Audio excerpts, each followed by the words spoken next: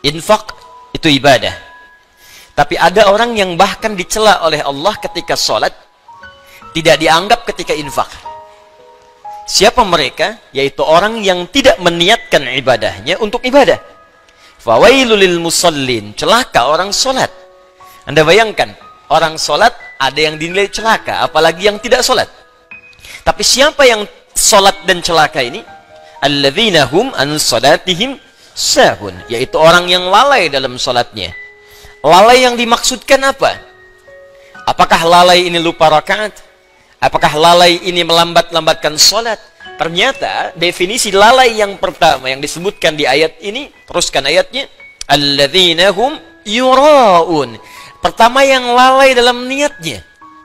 Lalai dalam niatnya. Seorang yang ibadah, motivasinya ingin dilihat Allah. Ini yang paling pertama dari niat. Ketika seorang ibadah, maka keinginannya dilihat oleh Allah. Itu yang disebut dengan ihsan namanya. Hadis Muslim, nomor hadis yang ke-8. An ta'budallaha ka'annaka tarah, fa illam takun tarahu fa innahu yarak. Maka engkau menjadikan ibadahmu itu semua ingin dilihat oleh Allah. Walaupun engkau tak mampu melihatnya, maka engkau yakin kau diperhatikan oleh Allah Subhanahu wa ta'ala. Ingin dilihat oleh Allah disebut ihsan sifatnya. Orangnya disebut muhsin. Ingin dilihat oleh makhluk, salah niat, maka disebut riya namanya. Alladzina hum yura'un. Maka terlihat seperti ibadah, tapi disebut celaka oleh Allah Subhanahu wa ta'ala karena gagalnya niat. Demikian infak. Orang yang infak dengan tujuan bukan karena ibadah, hanya ingin dilihat oleh orang lain, maka disebut oleh Allah seperti orang yang bekerja tapi tak ada nilai. Seperti mengumpulkan pasir-pasir yang lembut lalu dihempas oleh buih-buih air yang kemudian menghabiskannya. Quran surah kedua Al-Baqarah ayat 264.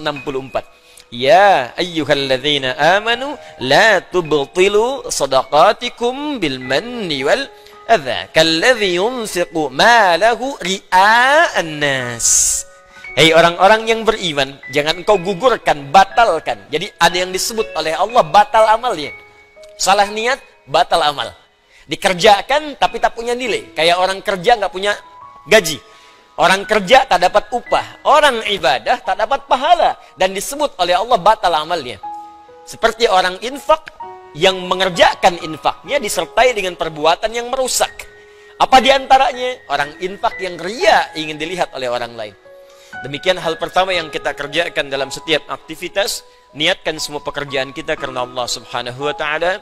Termasuk dalam mengikuti ta'lim yang kita hadirkan pada malam hari ini. Dengan niat yang ikhlas, maka sempurna ilmu akan diberikan kepada kita.